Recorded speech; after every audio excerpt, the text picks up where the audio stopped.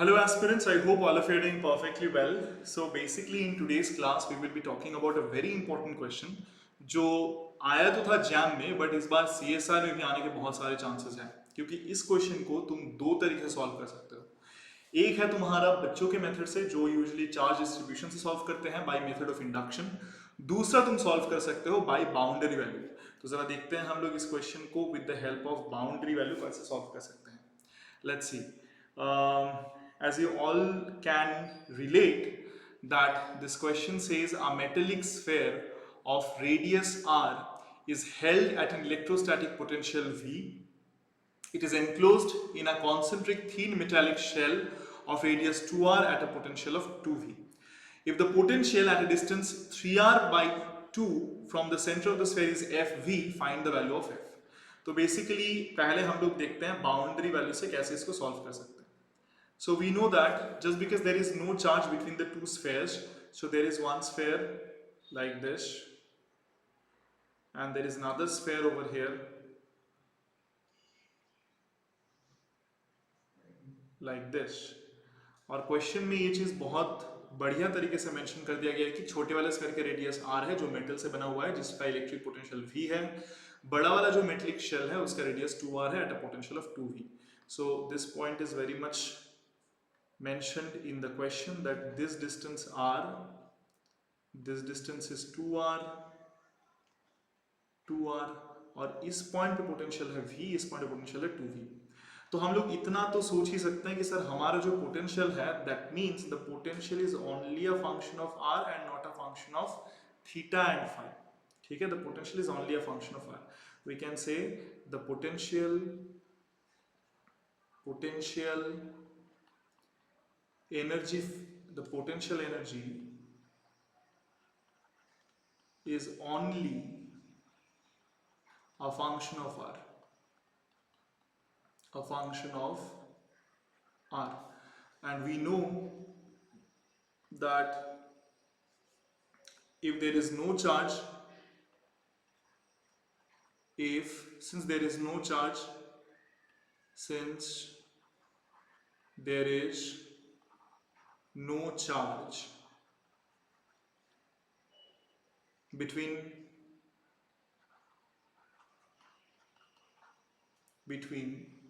no charge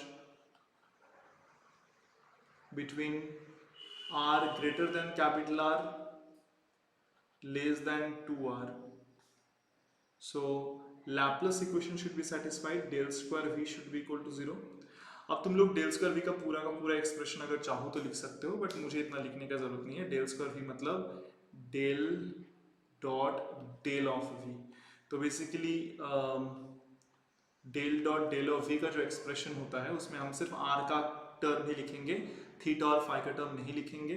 तो del of we में आता है partial differentiation of V with respect to R into R cap. तो ये चीज आएगा partial differentiation of V with respect to are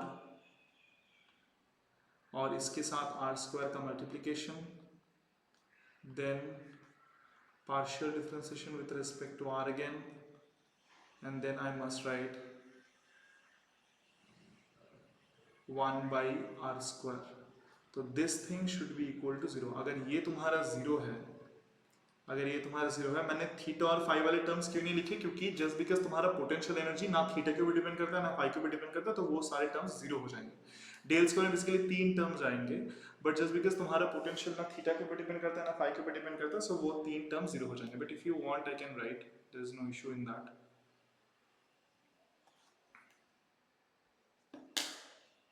just give me a moment, मैं पूरा ही लिख देता हूँ.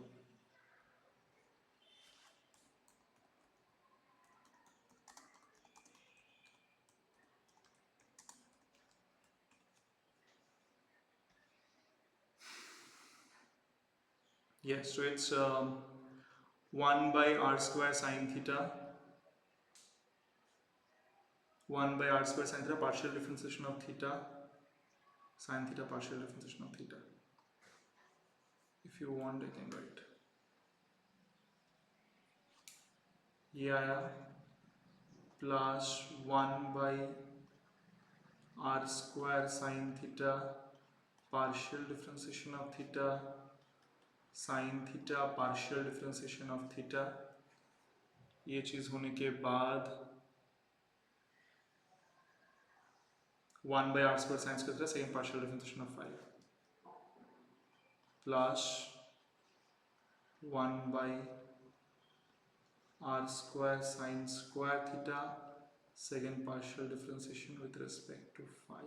किसका हो रहा है? v का हो रहा है differentiation, v should be equal to 0। ये तुम्हारा टोटल लैप्लासियन है, बट जस्ट बिकॉज सबको पता है कि सर जी लैप्लासियन जो है वो हमारा डिपेंड नहीं करता है थीटा एंड फाई के ऊपर, इसलिए वो सारे डिफरेंशिएशन जो है वो जीरो हो जाएंगे,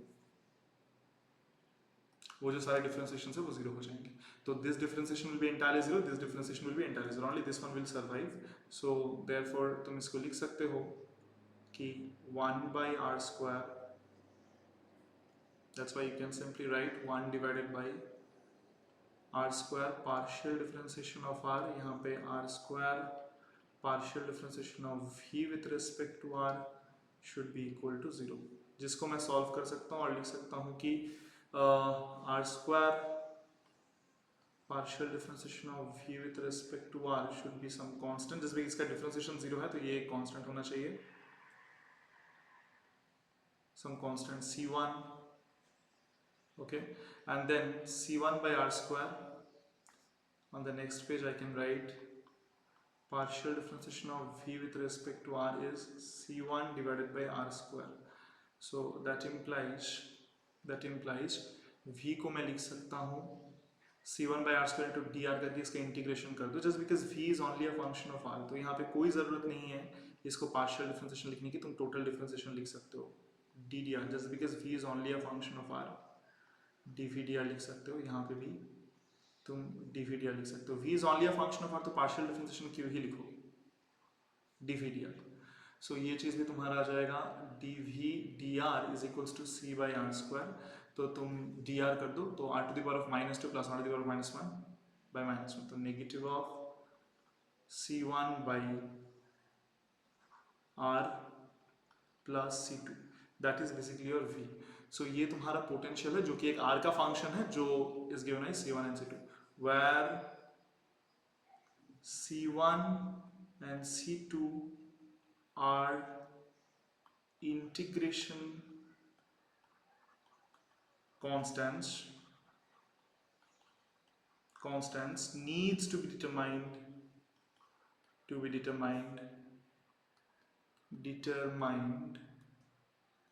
by boundary values।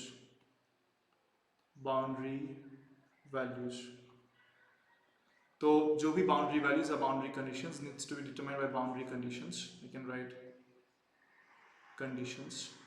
तो जरा यहाँ पे बताओ बाउंड्री कंडीशन क्या दिया गया है, तो हम लोग पता है कि इस क्वेश्चन के लिए if I solve Laplace equation, so in region r greater than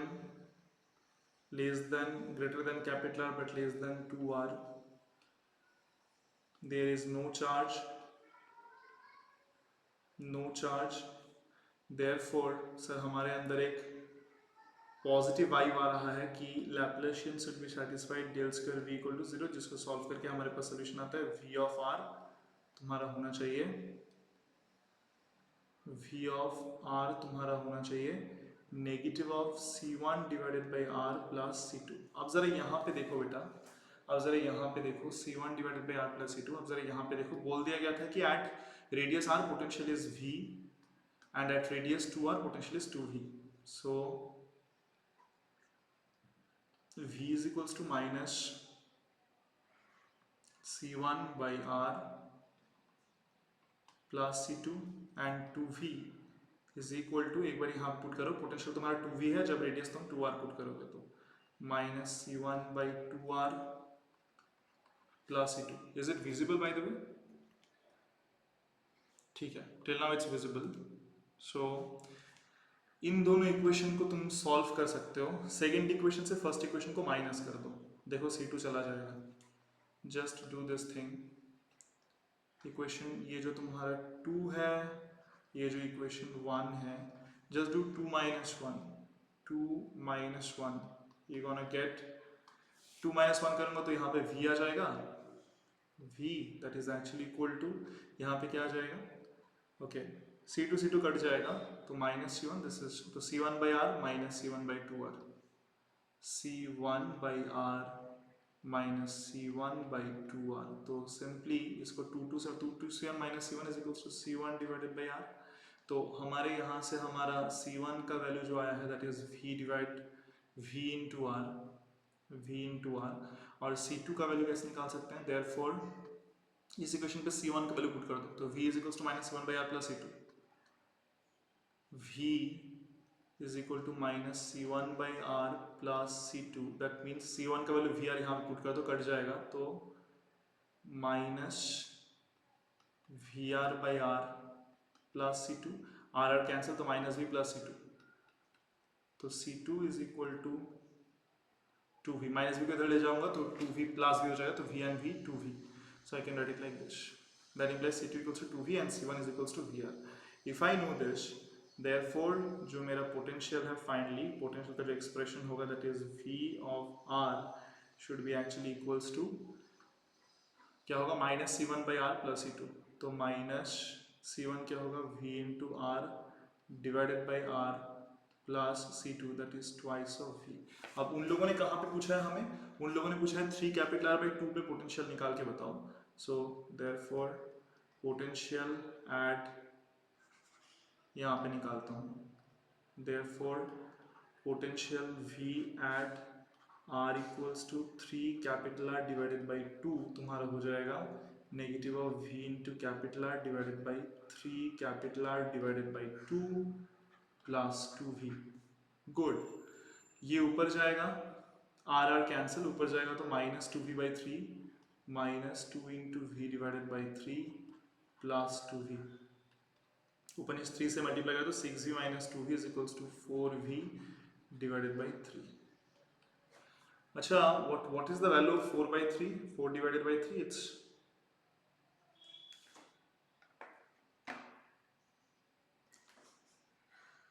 okay. Is it all right? क्या हमने सही से उत्तर निकाला है यहाँ पे? C1 is equals to V into R. Good. C1 I can take V into R. ठीक है, तो अच्छा नीचे 3 था, 4 by 3।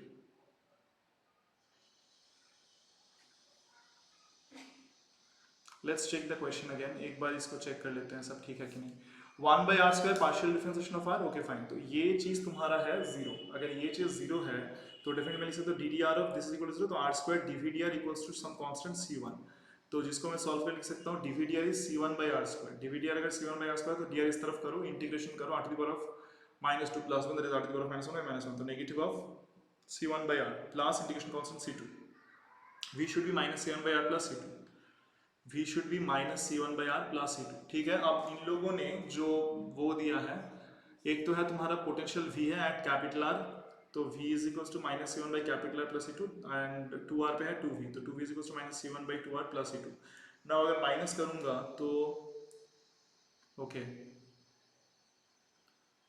By R minus C1 by 2R, C1 by R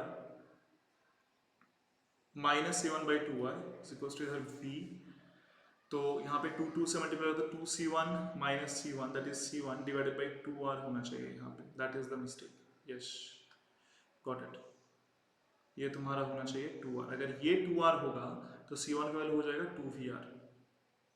2VR, अगर ये 2VR है तो डेफिनेटली हमारे यहाँ पे R कैंसिल, माइनस 2V को इधर लेके चले जाओ तो 3V हो जाएगा, C2 will be equals to your 3V, 3V, this is your 2V capital R, तो यहाँ पे अब लिखो अब आएगा, तो 2V capital R plus 3V, अच्छा 2 ऊपर जाएगा तो आ जाएगा 4, 2 ऊपर जाएगा तो 4V, R cancel by 3 plus 3V। Now if I just multiply 3 and 3, तो 9 minus 4 is equals to 5 divided by 3, तो 5 by 3 is equals to 1.67, so it is 1.67 V, so that is the potential at R equals to 3 by 2, so this is the problem you should solve by the boundary condition. But जो बच्चे मान लो IIT jam के हैं, वो बच्चे कैसे इस question को सॉल्व करेंगे? वो बच्चे बहुत ही प्यार तरीके से सॉल्व करते हैं। वो बोलते हैं कि सर देखिए यहाँ पे ये आपका मेटालिक स्फीयर जो अंदर है, जो जिसका रेडियस आर है, बाहर ये है आपका बड़ा वाला स्फेरिकल शेल। तो सर हम लोग चार्ज के इंडक्शन लगवाएंगे, चार्ज के इंडक्शन लगवाएंगे जो हमें पता है। तो सर इसका रेडियस अगर आर है तो मान लीजिए इस पे हमारा पॉजिटिव चार्ज दिए हो, कुछ अमाउंट ऑफ चार्ज है दैट इज क्यू, जो पोटेंशियल वी पे है। तो इसके वजह से यहाँ पे एक इंडक्शन होगा, this is the positive charge Q. इसके वजह से यहाँ पे एक इंडक्शन होगा, ठीक है। इस क्यू की वजह से यहाँ पे एक इंडक्शन होगा माइनस क्यू, बाहर एक इंडक्शन होगा प्लस क्यू। और मान लीजिए बाहर के स्फीयर में भी कुछ एक चार्ज है जिसको हम लोग, इसको अगर Q1 मानेंगे तो बाहर वाले स्फीयर के चार्ज को तुम लोग Q2 मान सकते हो, Q2। तो ये पॉजिटिव है तो इसके अंदर है माइनस Q1, बाहर है प्लस Q2। तो इसके लिए एट सम आर्बिट्रेरी पॉइंट से r इक्वल टू 3/2 इस पॉइंट पे हमारा क्या होगा, इस पॉइंट पे हमें पोटेंशियल निकालना है। अच्छा देखो, पहले तो हम देखते हैं कि potential at r equals to capital R क्या होना चाहिए इन चार्जेस के लिए। तो सर जी देखिए कि यहाँ पे जो चार्ज है, अच्छा 1/4πε0 को k लिखता हूँ, ठीक है। तो k into Q1 divided by, छोटे वाले स्क्वायर के लिए ऑन इट सरफेस पोटेंशियल होगा Q1 divided by capital R plus, यहाँ पे ये प्लस चार्ज। अच्छा बड़े वाले स्फीयर के ऊपर जो चार्जेस हैं, टोटल चार्ज कितना हुआ बड़े वाले स्फीयर के ऊपर, माइनस Q1 प्लस Q1 होगा, प्लस Q1 होगा। तो बड़े वाले स्फीयर के अंदर चार्ज है, अंदर के सरफेस पे चार्ज है माइनस Q1, बाहर के सरफेस पे चार्ज है प्लस Q1 एंड Q2। तो इसके लिए इस पॉइंट पे, R पॉइंट पे होगा तुम्हारा k into Q1 plus Q2, यहाँ पे Q, तीन को ऐड करेंगे तो क्या आ जाएगा, Q1 कैंसिल, सिर्फ Q2 रहेगा, k into Q2 divided by आपका हो जाएगा 2R, क्योंकि बड़े वाले स्फीयर का रेडियस है R, इसके अंदर में किसी भी पॉइंट पोटेंशियल होगा इसका डिवाइडेड बाय इसका radius 2R।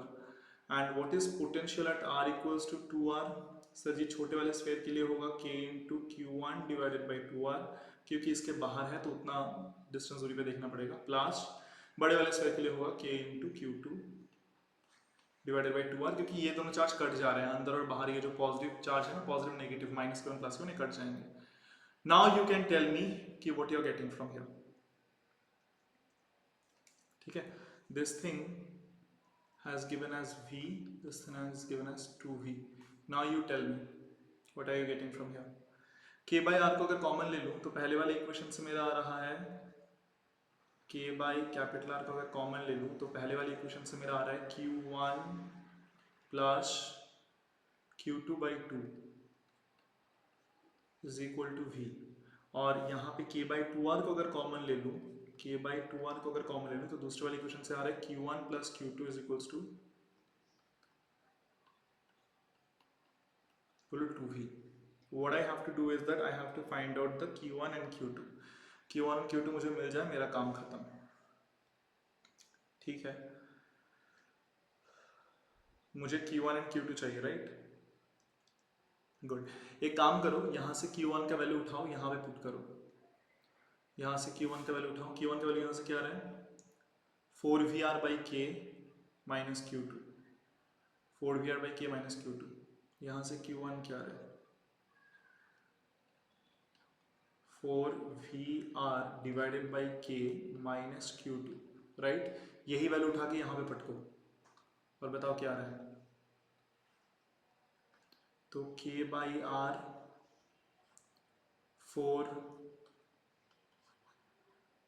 4VR divided by K minus Q2 plus Q2 by 2 is equal to V। इसको सॉल्व करके वैल्यू निकाल सकते हो। देखो पहला तो R से R कट जाएगा, K से K कट जाएगा, तो तुम्हारा रहेगा 4V फर्स्ट टर्म माइनस, यहाँ पे भी देखो Q2 बाई 2 माइनस Q2, तो बेसिकली अगर लिखोगे तो 2 तो minus 2Q2 plus Q2 that is minus Q2 by 2 आ जाएगा। साथ में k by r should be equals to your v. Now this thing is equals to 3v. This thing equals to your 3v. अगर ये 3v है तो q2 हो जाएगा 6vr by k. q2 हो जाएगा 6vr by k. 6vr divided by k. q2 will be your 6vr divided by k. That's for sure. यहाँ से q1 4vr by k minus q2, तो यहाँ पे लिख दिया, इसके से मल्टीप्लाई करा तो आ रहा है r कैंसिल किया, यहाँ से सिंपली 4v आ रहा है, 4v. अच्छा minus q2 plus q2 by 2, that is minus q2 by 2. k से मल्टीप्लाई करो तो k by r is equals to v. तो 3v is equals to q2 into k divided by 2r, तो 6vr divided by k. Yes, जहाँ से मैं लिख सकता हूँ q2 is 6vr by k. q2 is 6vr divided by k. अगर q2 का वैल्यू मिल गया तो q1 भी मिल जाएगा. Therefore q1 क्या होगा 4vr by k minus 6vr by k, so that is minus 2vr by k. That's all I can say. 6vr by k, 4vr by k minus 6vr by k, that is equals to minus 2vr by k. तो q1 पता है, q2 पता है, therefore potential, tell me what can we say about potential at the point r equals to 3 into capital R by 2. It will be, छोटे वाले sphere से बाहर है तो पोटेंशियल छोटे वाले स्फेयर के लिए होगा k into q1 divided by 3r by 2. बड़े वाले स्फेयर के अंदर है तो k into q2 divided by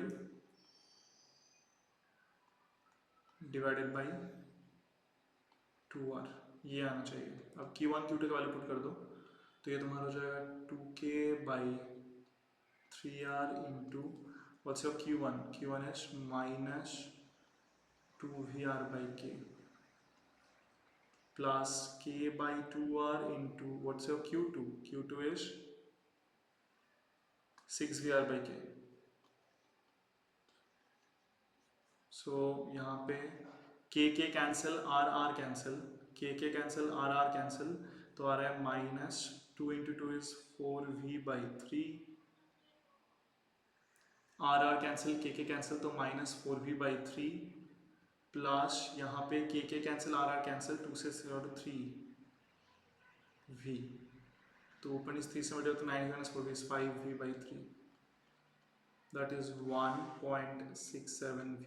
तो सेम आंसर है बेसिकली, कोई दिक्कत नहीं है. अगर तुम इसको किसी भी तरीके से करो, k is equals to 1 by 4 pi epsilon naught, 4 pi epsilon naught. So basically तुम किसी भी तरीके से करो तुम्हारा आंसर सेम आना है. ठीक है, तो दिस इज द छोटा वाला स्फीयर जिसका रेडियस है r, दिस इज द बड़ा वाला स्फीयर जिसका रेडियस है कैपिटल, और हमें इतना डिस्टेंस दूरी पे निकालना था, that is your 3r by 2. ठीक है, इस डिस्टेंस दूरी में पोटेंशियल निकालना है. तो आई थिंक हम लोग बता सकते हैं कि इसमें अगर चार्ज q1 है तो यही चार्ज बाई इंडक्शन इसके अंदर में जाएगा माइनस q1, इसके बाहर में आएगा प्लस q1, और इसके ऊपर इस स्फीयर के ऊपर मान लो चार्ज है q2. Now if I solve the problem तो डेफिनेटली इसके लिए हम r equals to capital R potential निकाले हैं, r इक्वल टू 2 वाले पोटेंशियल निकाले हैं, वो पोटेंशियल में बताया गया था. तो यहाँ पे इन दोनों इक्वेशन को सॉल्व करके q1 q2 निकाल लिए हैं. जैसे निकल गया तो v at r equals to 3r by 2 पे हमने पोटेंशियल निकाल लिया. That's all. So this is the way how a student who does not have any concept about boundary value should solve the problem. But तुम लोग CSR के aspirants हो तो you people are very much well aware of the boundary value. So how will you solve it? तुम लोग यहाँ पे boundary condition लगाओगे, जैसे मैंने यहाँ पे करा है कि बाउंड्री कंडीशन लगाया, बाउंड्री कंडीशन लगा के लैप्लेस इक्वेशन सॉल्व किया है, सॉल्व करके पोटेंशियल के एक जनरल एक्सप्रेशन मैंने निकाला है, और जनरल एक्सप्रेशन निकालने के बाद डेफिनेटली मैंने उसको सॉल्व करके वैल्यू निकाल दिया है. सो तुम किसी भी तरीके से करो, answer should be same. I hope this information, this concept was helpful to all the people out there, and thank you very much. If you have any questions regarding that after this class, then please do let us know in the comment section below. बाकी thank you very much. जो भी बच्चे CSR ने दिसंबर 2024 के लिए preparation कर रहे हो उनके लिए बूस्टर कोर्स तो आ ही गया है, आप सबको पता ही है, and that is also available at a very less price. जहाँ पे आपको क्या क्या मिल रहा है, all the mock tests are being available for you for the practice. Definitely mock test बहुत ज़्यादा ज़रूरी है. आपको लाइव क्लासेस में सारे के सारे एग्जाम्स के PYQs कराया जा रहा है, एंड आपको सारे के सारे थियोरी क्लासेस के रिकॉर्डेड मिल रहे हैं with notes. So I think this is quite sufficient. Apart from that, PhD mentorship program is being arranged for you people, जहाँ पे आप लोग इंटरव्यू कैसे देने हैं, कौन से रिसर्च एरिया चूज करनी है उसके बारे में आप लोग को सिखाया जाएगा. So I think all this is coming at a very less price. So do hurry up, क्योंकि जितना जल्दी तुम लेट करोगे उतना जल्दी तुम्हारा एग्जाम हाथ से छूटता हुआ जाएगा. कि जितना जल्दी शुरू करते हो उतना जल्दी अच्छा रहता है, क्योंकि तुम्हारा रिविजन हो जाता है, मॉक टेस्ट के लिए प्रॉपर टाइम मिलता है. So all this things needs some time. Okay, तो टाइम रहते रहते आप लोग एनरोल कर लो तो आपके लिए बेहतर है. Thank you very much, all the best. मिलते हैं नेक्स्ट सेशन.